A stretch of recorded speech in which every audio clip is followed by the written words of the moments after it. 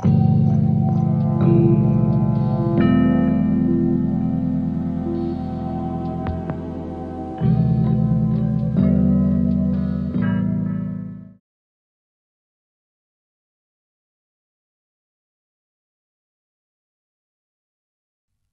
sore, Shalom, Bapak Ibu, dimanapun berada. Senang sekali kita dapat bertemu kembali dalam ibadah online sore hari ini.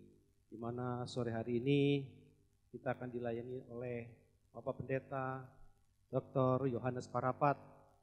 Bapak Ibu, siapkan hati, waktu, dan benar-benar mempersiapkan diri dengan baik, dengan berpakaian yang rapi, duduk dengan tepat, dan diharapkan tidak makan ataupun ngemil.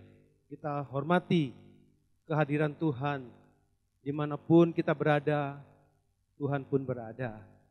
Mari kita sambut firman sore hari ini dengan menundukkan kepala, bersama-sama kita berdoa. Bapa, terima kasih kalau sore hari ini kami siap mendengarkan firman-Mu.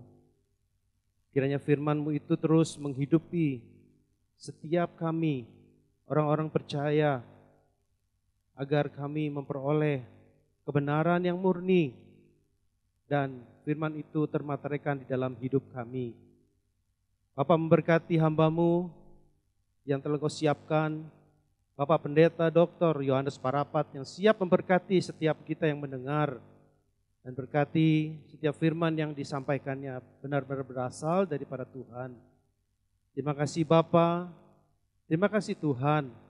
Kami siap menyambut firman-Mu hanya di dalam nama Tuhan Yesus Kristus. Kami sudah berdoa dan mengucap syukur. Haleluya. Amin. Puji nama Tuhan, Shalom. Senang kami yang ada di tempat ini boleh bertemu lagi dengan Bapak Ibu, dimanapun Bapak Ibu berada, di rumah masing-masing atau di tempat Bapak Ibu. Mari persiapkan hati dan pikiran kita, persiapkan waktu yang terbaik. Kita berbeda tempat, tapi Tuhan tidak bisa dibatasi dengan waktu dan jarak. Kita akan sama-sama masuk dalam hadirat Tuhan. Kita akan sama-sama menyembah Tuhan. Sebab Kau besar, perbuatanmu sungguh ajaib dalam kehidupan kami. Haleluya. Amin. Puji Tuhan.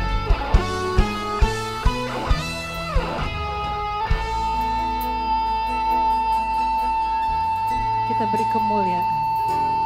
Ku beri kemuliaan dan hormat.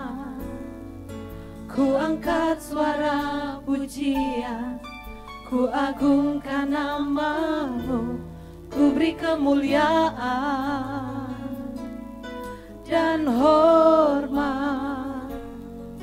Ku angkat suara pujian, ku agungkan nama-Mu, sebab Kau besar, perbuatan-Mu ajaib, tiada seperti Engkau, tiada seperti Engkau, sebab Kau besar, perbuatan-Mu ajaib, tiada seperti Engkau, tiada seperti Engkau. Sekali lagi dengan tulus kita beri Dia kemuliaan. Ku beri kemuliaan dan hormat.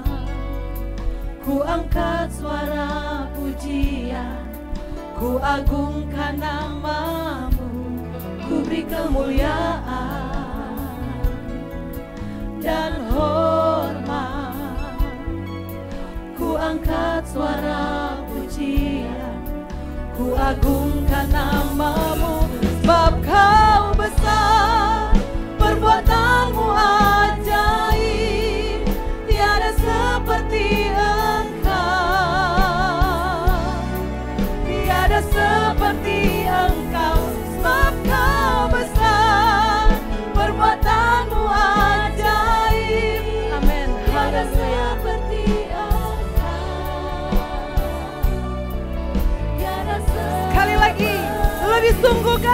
Tuhan. Haleluya, sebab Kau besar, sebab Kau besar, perbuatan-Mu ajaib, tiada seperti Engkau, tiada seperti Engkau Bapa. Sebab Kau besar, perbuatan-Mu ajaib, tiada seperti Engkau,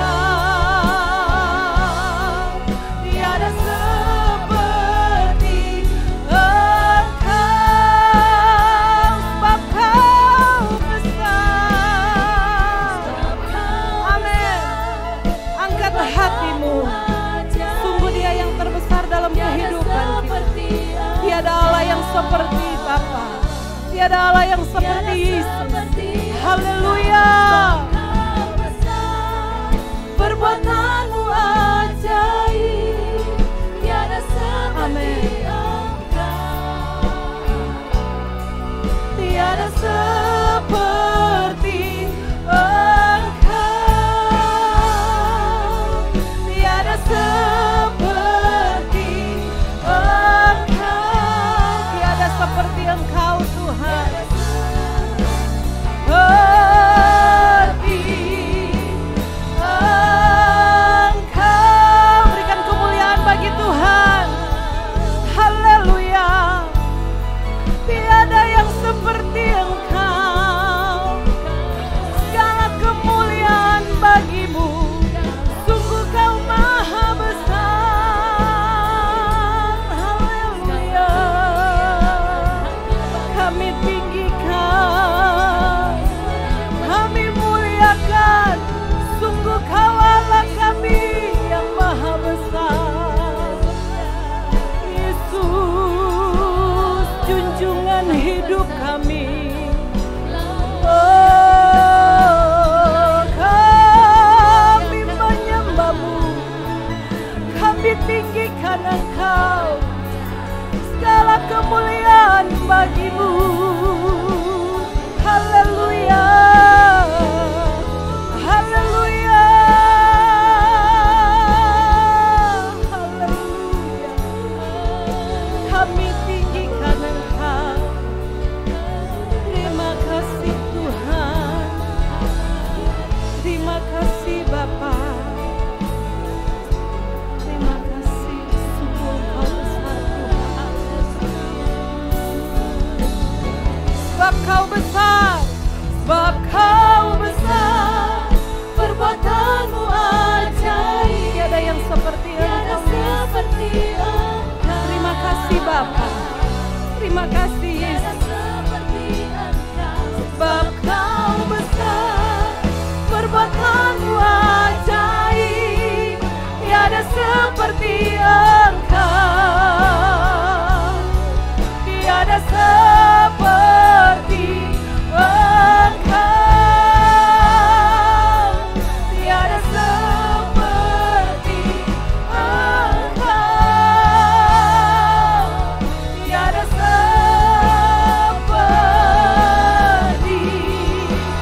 Engkau. Amin. Haleluya.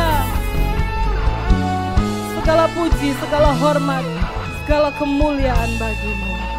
Kami siap memuji-Mu, kami siap mengagungkan nama-Mu. Yang siap memuji Tuhan, sama-sama kita katakan amin. Puji Tuhan. Kami mau datang bawa pujian. Saya mengundang Bapak Ibu, kita bangkit berdiri dimanapun Bapak Ibu berada. Sama-sama kita memuji Tuhan. Kami bawa pujian, bersama kita akan memuji Tuhan. Haleluya.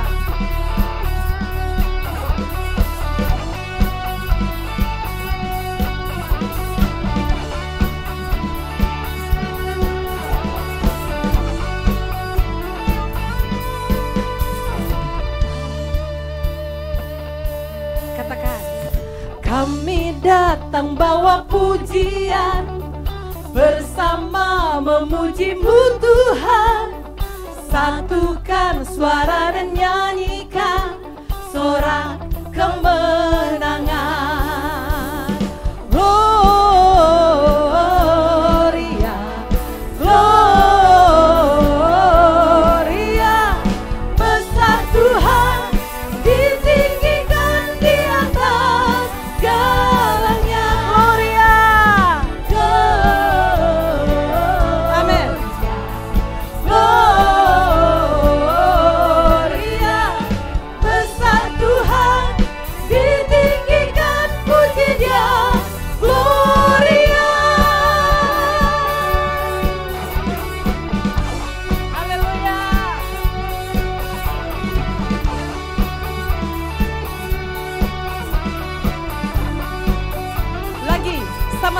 katakan, kami datang bawa pujian, bersama memuji-Mu Tuhan. Satukan suara dan nyanyikan sorak kemenangan. Kami datang bawa pujian. Kami datang bawa pujian, bersama memuji-Mu Tuhan. Satukan suara dan nyanyikan sorak kemenangan. Mari berglori bagi Tuhan. Gloria, besar Tuhan, ditinggikan di atas segalanya. Gloria,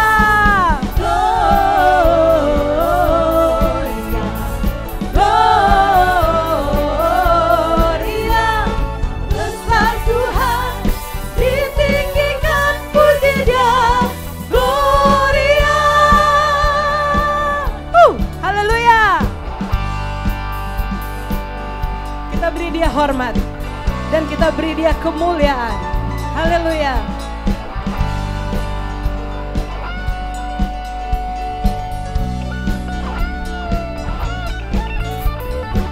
We give you glory, we give you honor, we give you praise for all that you are. We give you glory, we give you honor, we give you praise. Gloria, we give you glory, we give you honor, we give you praise for all that you are. We give you glory, we give you honor, we give you praise. Gloria, we give you glory, we give you honor, we give you praise for all that you are. We give you glory, we give you honor, we give you praise. Gloria,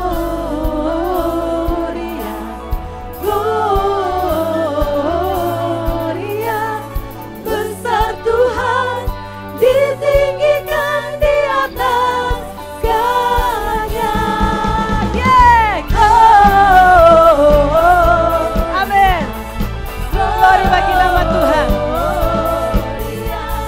Besar Tuhan, ditinggikan, puji Dia. Gloria.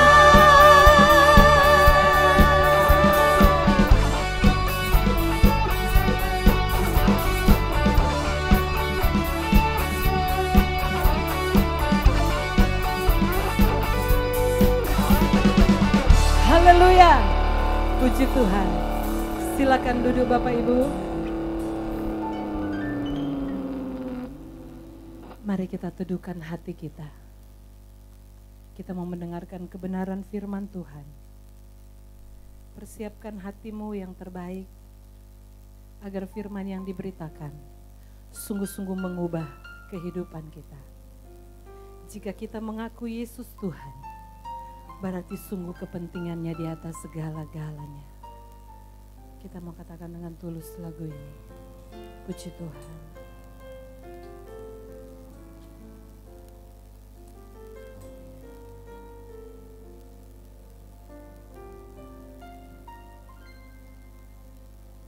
Jika mengaku Yesus Tuhan, berarti kepentingannya atas segalanya. Semua untuk kemuliaannya, semua untuk kerajaannya.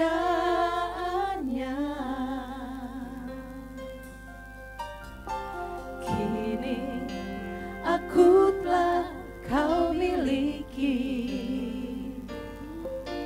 Kau telah beli dengan harga lunas terbayar.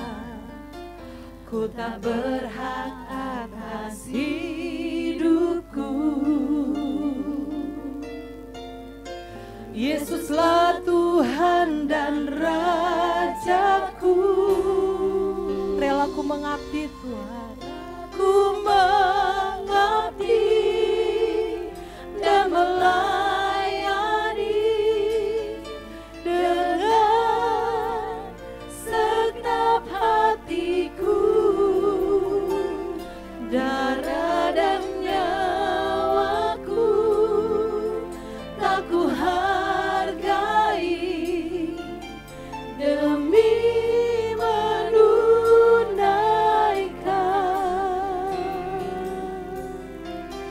panggilan-Mu Tuhan. Rela ku mengabdi dan melayani dengan segenap hatiku, darah dan nyawaku tak ku hargai demi menunaikan,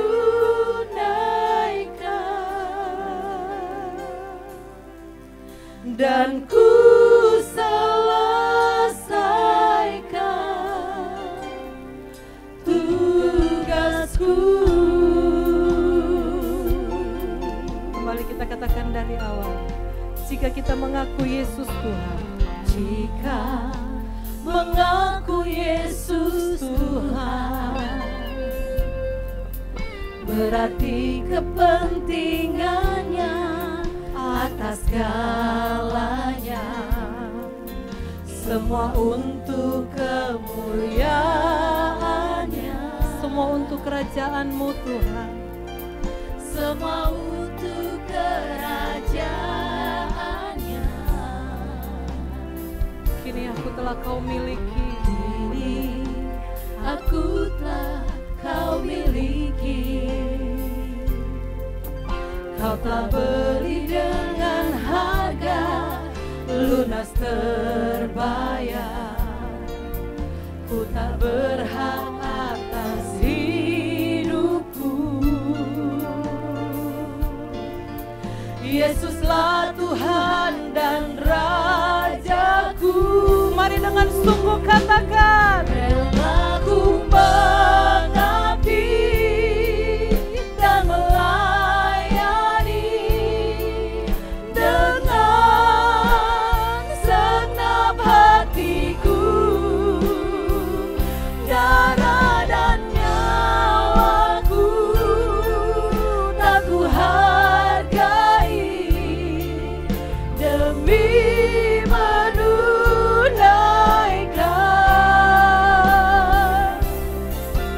panggilan-Mu Tuhan. Rela ku mengabdi dan melayani dengan segenap hatiku,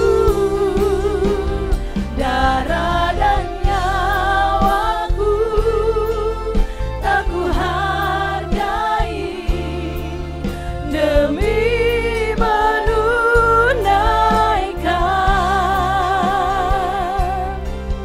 dan ku selesaikan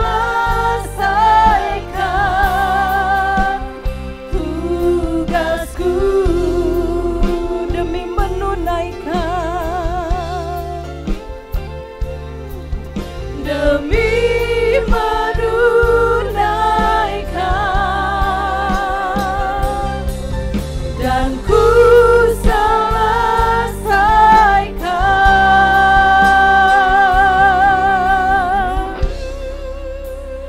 tugasku.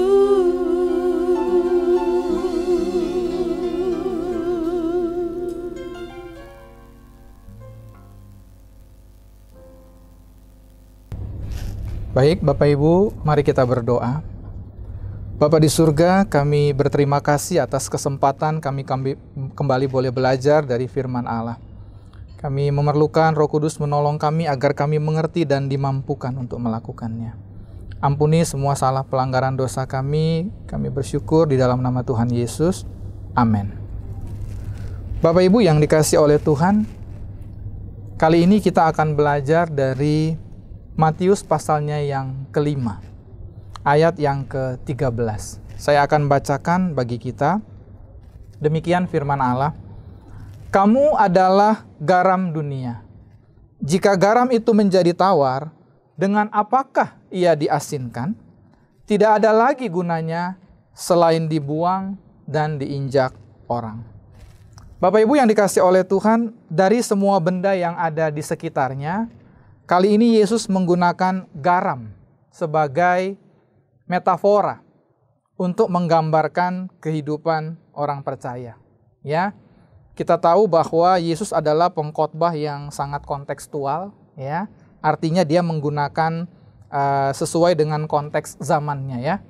Tentu saja kalau Yesus menggambarkan bahwa orang percaya itu seperti roket misalnya atau nuklir, mungkin murid-murid akan kebingungan kan, karena pada waktu itu belum ada. Tetapi Yesus menggunakan benda-benda yang simple yang di sekitarnya, lalu mengajarkan kebenaran. Beliau memang seorang pengkhotbah yang luar biasa, ya. Baik, Bapak Ibu yang dikasihi oleh Tuhan, kata kamu adalah merupakan, atau kata adalah khususnya, merupakan kata kerja dalam bentuk indikatif. Indikatif artinya sesuatu yang benar-benar nyata, benar-benar terjadi, benar-benar ada, benar-benar kalau dalam bahasa Inggris disebut happen, terjadi. Jadi benar-benar ada. Dengan kata lain mau bilang begini, kalau kamu benar-benar garam, maka memang ada buktinya. Kira-kira begitu, ya. Kalau kamu benar-benar garam dunia, maka harus ada tandanya, harus kelihatan buktinya. Kira-kira begitu maksudnya. Nah, Bapak Ibu yang dikasihi oleh Tuhan, dari beberapa fungsi garam, salah satu yang paling istimewa atau penting adalah selain dia memberi rasa pada masakan, garam berfungsi untuk mencegah kebusukan. Dan itu diketahui oleh siapa saja, ya, atau maksud saya banyak kalangan lah, ya. Khususnya orang-orang yang berhubungan dengan bahan makanan, ya. Jadi garam itu berfungsi untuk mencegah pembusukan dan membuat material itu terjaga kualitasnya, ya, tidak mengalami perubahan. Jadi maksud Tuhan Yesus adalah bahwa orang percaya itu dihadirkan di bumi untuk mencegah kebusukan. Cuma itu saja maksudnya. Kira-kira begitu ya, dari sudut pandang ini. Itu sebabnya kalau ada kejahatan yang akan dilakukan, maka orang Kristen dihadirkan Allah untuk berusaha agar kejahatan tersebut tidak terjadi. Kira-kira gitu maksudnya. Jika ada orang yang mendendam karena menerima kejahatan dari orang lain, maka orang percaya dihadirkan untuk mencegah balas dendam tadi terjadi. Pokoknya segala macam bentuk yang bersifat korup atau mengurangi makna kebenaran, maka orang percaya dihadirkan untuk mencegah hal tersebut terjadi. Itu fungsi orang percaya. Itu sebabnya jika ada orang Kristen yang tidak mencegah kebusukan, bahkan malah ikut dalam kebusukan, maka dia benar-benar bukan murid Tuhan, tapi dia benar-benar orang jahat. Sebab orang Kristen dihadirkan untuk mencegah pembusukan. Berdasarkan Matius pasal yang kelima ini, ayat 13, ya. Jika kita kenal ada orang yang paling bodoh, ya, atau sangat bodoh, mohon maaf, tentu saja bukan kita, bukan jemaat kita, bukan siapa saja, ini sebuah ilustrasi. Misalnya ada orang yang sangat bodoh, Bapak Ibu, ya. Dari 6 tahun SD dia tidak naik 7 kali, misalnya begitu, ya, saking bodohnya. Tetapi jika dia tidak kehilangan indera perasa, dia pasti tahu bahwa garam ini asin atau tidak. Sebab dia cukup mengecapnya, kemudian dia bisa mengatakan ini garam yang asin atau ini sudah rusak. Kira-kira begitu, ya. Jadi tidak perlu orang pintar untuk mengetahui apakah garam tersebut asin atau tidak. Di luar sana, baik itu orang percaya, bukan orang percaya, bisa mengetahui apakah saya, apakah Bapak Ibu benar-benar garam dunia atau bukan. Kita boleh berkamuflase, boleh menampilkan dengan kamuflase, ya, atau dengan hipokrit gitu, ya, dengan kemunafikan supaya kelihatan kita baik, kudus, ngomongnya santun, ya, semua diatur tata bahasanya. Tapi kalau kita tidak mencegah kebusukan, bahkan ikut busuk, tidak ada gunanya. Ya, Alkitab bilang tidak ada. Kemunafikan kita tidak ada harganya di mata Tuhan. Dan Dia tahu segala-galanya. Ya. Jadi yang pertama, perkataan bahwa kamu adalah garam dunia itu ditujukan kepada murid-murid. Itu yang paling penting. Kita harus memastikan bahwa kalau kita mengaku kita orang percaya, maka kita harus menjadi garam. Itu sebabnya perkataan bahwa mari menjadi garam dunia itu bukan sebuah pendekatan yang tepat.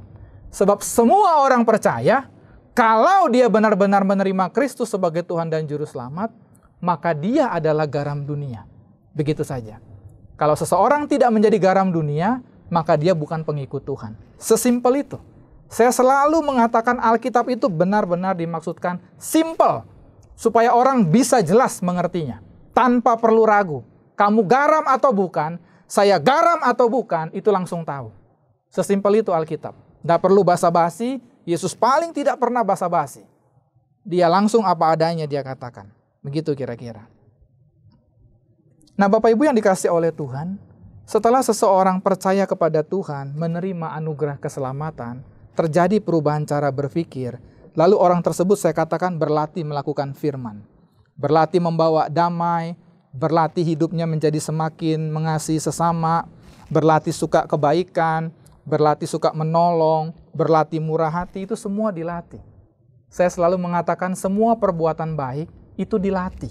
Tidak ada yang instan. Tidak ada orang lahir ujuk-ujuk suka berbuat baik, tidak ada. Semua memerlukan latihan. Ya, dan latihan itu ditolong oleh Roh Kudus, diberikan kuasa oleh Tuhan kata Alkitab untuk orang mampu melakukannya. Ya, lalu di bagian terakhir daripada Matius pasal yang kelima Tuhan mengatakan begini: jika garam itu menjadi tawar, dengan apakah ia diasinkan? Lalu Tuhan melanjutkan sendiri menjawab pertanyaannya. Dia katakan tidak ada lagi gunanya selain dibuang dan diinjak orang. Bapak Ibu yang dikasih oleh Tuhan, Yesus tidak mengatakan begini, kalau garam itu tawar, nanti aku berdoa kepada Bapa supaya garam tadi menjadi asin lagi. Dia tidak bilang begitu. Dia juga nggak bilang begini, aku akan buat mukjizat supaya garam tadi menjadi asin lagi. Dia tidak bilang gitu. Dia bilang begini, buang saja. Dia bilang begitu. Akan dibuang dan diinjak orang. Sesimpel itu. Nggak ada basa-basinya. Saya sudah bilang, Yesus tidak pernah basa-basi. Sesimpel itu aja dia ngomong. Kalau kamu bukan garam yang asin, kamu dibuang untuk diinjak orang. Jadi kita sebagai orang percaya atau mengaku percaya, kita perlu hati-hati memperhitungkan. Kita garam dunia atau bukan? Sebab kalau bukan, kita cuma untuk diinjak. Itu aja. Nah, Bapak Ibu yang dikasih oleh Tuhan, di Timur Tengah, garam yang digunakan orang itu diambil dari laut mati. Dan karena garam itu bercampur dengan banyak material, ketika masuk dalam masakan, garam yang benarnya itu larut di dalam masakan. Tetapi sisa materialnya, itu yang masih dalam bentuk garam tapi sudah bercampur dan tidak ada lagi asin-asinnya, itu tetap ngumpul di atas. Lalu itu yang dikatakan diambil dari panci masakan, dibuang ke jalan. Dibuang ke pantai karena dulu mereka belum pakai semen. Dibuang aja begitu. Itu maksud Yesus. Lalu kemudian untuk diinjak orang. Itulah sebabnya saya tadi katakan bahwa Yesus adalah pengkhotbah yang sangat kontekstual. Dia bicara kejadian sehari-hari. Tuh. Kalau you nggak jadi garam, you cuman gitu. Kayak orang ngelempar bekas masakan yang garamnya udah nggak kepake karena nggak asin, dibuang, sudah untuk diinjak. Cuma begitu aja. Maka dia sangat pintar mengajar Yesus. Sebab dia sangat sederhana. Begitu ya kira-kira ya. Lalu kita perlu mengetahui bahwa di Timur Tengah, kalau jalan, itu juga ditimbun pakai garam tadi ternyata. Karena dulu juga belum ada aspal. Jadi garam tadi digunakan untuk nimbun jalan, kemudian ketika orang lewat tentu diinjak. Jadi Tuhan memberi sesuatu yang murid-murid atau pendengarnya tidak sulit memahami. Oh, kalau saya nggak jadi garam, berarti cuma seperti itu aja hidup. Begitu. Ada banyak sebenarnya sekarang orang Kristen mungkin bergentayangan. Sebenarnya dia bukan garam dunia, dia cuma garam yang diinjak oleh orang. Tapi dia pikir dia berjas mungkin seperti kami. Kemudian dia berkhotbah, dia pandai, dia pintar, dia melayani, suaranya bagus, main musik paling bagus, dia bisa tutup mata, nggak pakai jari tangan, jari kaki pun dia bisa. Dia pikir dia sudah istimewa. Oh tidak. Kalau kamu nggak jadi garam, kamu cuma untuk diinjak, kata Tuhan. Jadi kita mesti memastikan apakah kita sudah menjadi garam dunia, ya, atau kita benar-benar garam dunia. Itu yang tepat, lebih tepat ya, seperti tadi saya katakan. Nah, Bapak Ibu yang dikasihi oleh Tuhan, kalau seseorang menerima keselamatan daripada Allah, kemudian mengalami perubahan cara berpikir, sebagaimana yang tadi saya katakan, hidupnya pasti kemudian menjadi garam. Itu otomatis, Bapak Ibu. Dalam arti itu sebuah proses, tapi itu pasti terjadi. Itu maksud saya ya. Bukan otomatis dalam arti langsung baik, bukan. Tetapi dia memang mau nggak mau itu jalannya. Itu tujuannya atau itu arahnya. Jadi kita harus memastikan demikian. Di dalam Alkitab, berkali-kali Yesus mengatakan bahwa manusia di bumi ini dibagi menjadi dua kelompok. Itu berkali-kali Tuhan katakan. Dalam sebuah ayat Yesus mengatakan bahwa orang yang baik mengeluarkan barang yang baik dari perbendaharaan yang baik. Lalu orang yang jahat, kata Yesus, mengeluarkan barang yang jahat dari perbendaharaan yang jahat. Tidak ada kelompok ketiga. Tuhan tidak pernah bilang ada kelompok ketiga. Kalau seseorang bukan orang baik, maka dia orang jahat. Itu saja, sesimpel itu Alkitab. Dalam kesempatan lain Yesus mengatakan bahwa barang siapa tidak bersama dengan aku, dia melawan aku. Kembali cuma ada dua kelompok, tidak lebih, tidak kurang. Untuk menggampangkan kita menempatkan posisi kita, supaya kita tahu kita di mana. Gitu ya. Dalam kesempatan lain Tuhan bilang, kalau seseorang tidak mengabdi kepada Allah, maka dia pasti mengabdi kepada Mamon. Kembali cuma dua, nggak ada kelompok ketiga. Tidak ada orang bisa bilang begini, saya memang tidak memusuhi Tuhan, tapi saya nggak ikut Tuhan juga, saya orang biasa saja. Tidak bisa. Kalau kamu tidak ikut Tuhan, berarti kamu melawan Tuhan, kata Yesus. Gitu aja. Sama, kalau kamu tidak menjadi garam, kamu cuma untuk diinjak. Dari dulu ketika saya mulai suka baca Alkitab, saya semakin kagum dengan Yesus, sebab saya melihat beliau berusaha membuat sesuatu menjadi begitu sederhana. Tidak menyulitkan, tidak. Dia buat supaya orang mudah mengerti. Orang bisa langsung berpikir, saya orang busuk atau saya orang baik. Karena cuma dua. Nggak banyak kelompok, kita nggak pusing. Ya, kalau dibagi menjadi 10 kelompok, kita mungkin bingung. Kita kelompok nomor berapa? Tapi kalau dua, maka simple. Kalau saya bukan orang baik, saya orang jahat. That's it. Cuma itu saja. Orang baik mengeluarkan barang yang baik. Sebab apa? Di dalamnya cuma ada benda baik. Itu saja Yesus bilang. Garam juga begitu.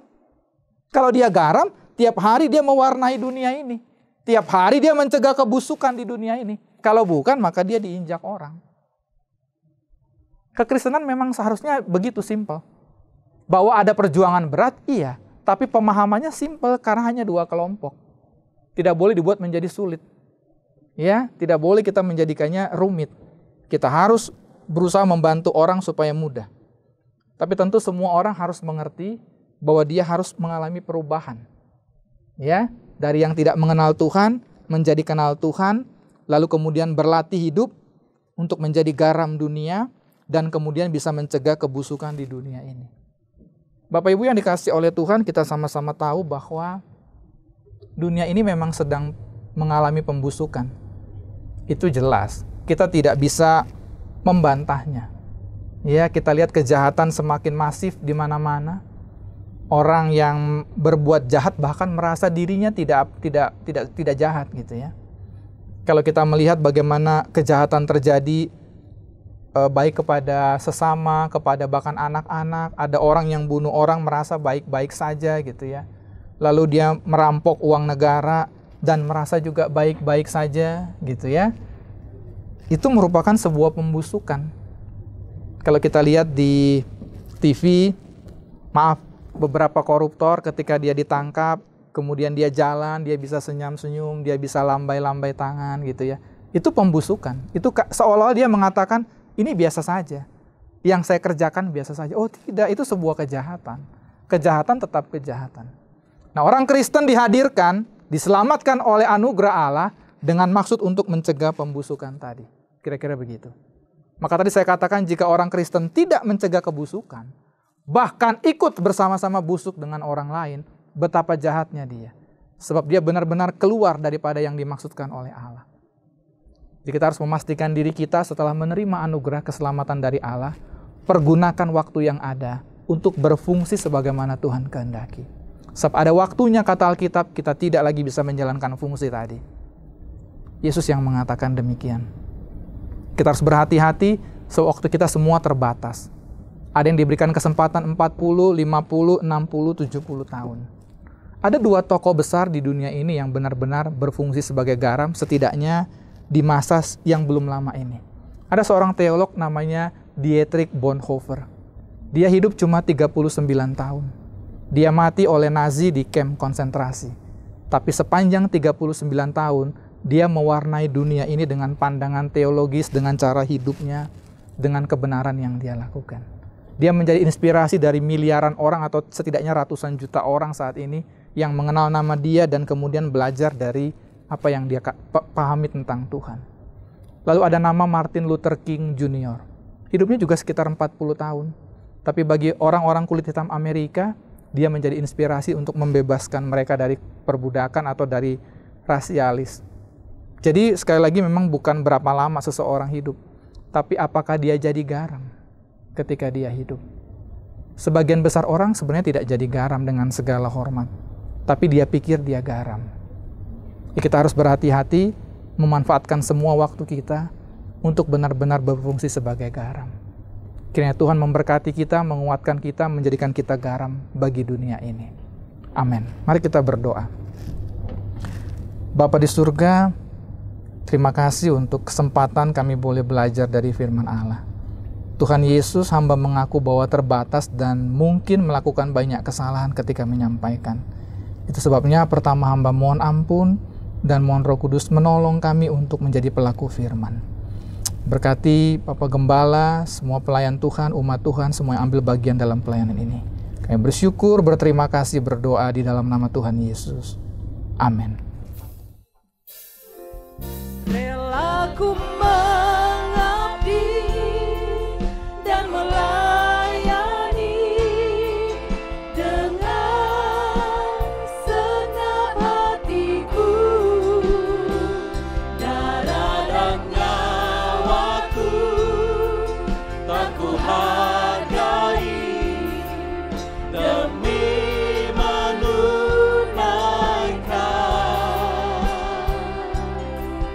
panggilan-Mu Tuhan.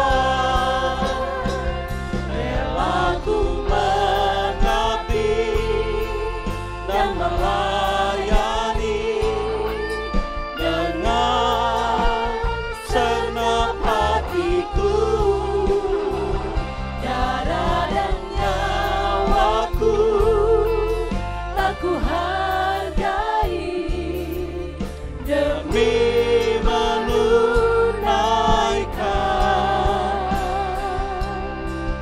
dan ku selesaikan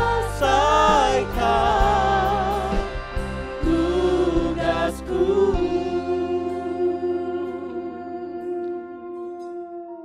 Mari jemaat Tuhan kita berdoa. Terima kasih Bapa, terima kasih ya Tuhan Yesus. Kalau kami masih diberi kesempatan Tuhan, ditegur oleh Engkau, dibimbing oleh Engkau Tuhan. Bahkan Engkau melawat kami lewat kebenaran firman-Mu yang sudah kami dengar Tuhan. Biarlah firman-Mu yang sudah disampaikan ini Tuhan, benar-benar termeterai dalam loh hati kami ya Bapa. Biarlah firman-Mu yang sudah disampaikan Tuhan, mampu kami menerjemahkan dalam kehidupan kami sehari-hari, dalam perilaku kami ya Bapa. Sehingga kami semakin hari semakin berkenan dan menyenangkan hati-Mu ya Bapa. Terima kasih Bapa, Engkau sudah hadirkan Tuhan hamba-Mu yang sudah menjadi saluran berkat bagi kami, yang sudah menyampaikan isi hati-Mu ya Bapa. Berkati beliau Tuhan, berkati keluarganya, tugas dan tanggung jawab yang beliau emban Tuhan. Pakai beliau semakin hari semakin Tuhan heran di tengah-tengah dimanapun hamba-Mu ini berada. Pakai beliau Tuhan menjadi alat-Mu Tuhan, menjadi suara-Mu, bahkan menjadi juru bicara-Mu Tuhan. Sehingga dimanapun hamba-Mu ini berada, banyak jiwa-jiwa diselamatkan bagi kerajaan-Mu. Terima kasih Bapa, terima kasih Tuhan Yesus. Dan juga kami berdoa Tuhan bagi umat-umat-Mu, jemaat-jemaat-Mu Tuhan, dimanapun berada. Kalau mereka di dalam kondisi yang tidak baik, dalam situasi ekonomi yang tidak baik Bapa, apapun menjadi masalah pergumulan mereka, biarlah mereka tetap serahkan semua itu ke dalam tangan-Mu ya Bapa. Biarlah setiap peristiwa yang ada Tuhan itu menjadi satu proses pembelajaran, pembentukan karakter kami Tuhan. Sehingga karakter kami sempurna seperti Bapa, serupa seperti Kristus. Terima kasih Bapa, dan juga Tuhan bila ada anak-anak-Mu yang sudah mengulurkan berkat, menyisikan berkat Tuhan. Lihat persembahan yang ada di GSKI Kebun Jeruk, berkati mereka Tuhan. Dan juga mungkin bagi umat-umat-Mu yang belum Tuhan bisa memberi, berkati mereka juga Tuhan. Sehingga semuanya itu Tuhan kami lakukan untuk kemuliaan bagi nama-Mu. Anak-anak-Mu juga Tuhan yang pada sore hari ini melayani Engkau, berkati mereka baik itu dari WL, singer, pemain musik, multimedia, sound system, semuanya Tuhan berkati mereka. Kami yakin percaya setiap jerih lelah mereka tidak pernah sia-sia. Tuhan perhitungkan semuanya itu. Terima kasih Bapa, kami sudah di penghujung ibadah kami. Sebelum kami berpisah satu dengan lain, kami mau terima berkat yang daripada Engkau ya Bapa. Mari kekasih-kasih Tuhan, jemaat-jemaat Tuhan, kita mau terima berkat yang daripada Tuhan dengan mengangkat kedua belah tangan kita. Segala berkat daripada Allah Bapa di surga, cinta kasih daripada Tuhan Yesus Kristus, Gembala Agung kita, serta persekutuan dengan Allah Roh Kudus menyertai kita. Mulai sore hari ini, bahkan sampai selama-lamanya. Dan kita dipertemukan di langit baru dan bumi yang baru. Mari kita yang percaya dan siap mau menjadi berkat, kita katakan sama-sama, amin. Tuhan Yesus memberkati. Terima kasih Bapak Ibu yang sudah mengikuti ibadah online di GSKI Kebun Jeruk, dan kami sangat terima kasih kalau Bapak Ibu yang rindu mau dilayani oleh kami, silakan menghubungi kami di 081700335580 dan 081291541542. Ada hamba-hamba Tuhan yang akan siap melayani Bapak Ibu Saudara terkasih. Dan pada kesempatan ini juga kami mengucapkan terima kasih yang Bapak Ibu yang sudah mengikuti ibadah online kami sepanjang minggu ini. Dan tak lupa tetap menekan lonceng dan subscribe GSKI Kebun Jeruk supaya Bapak Ibu Saudara kasih mendapatkan notifikasi dari kami. Demikian pengumuman ini, sampai kita berjumpa di minggu yang akan datang. Tuhan Yesus memberkati.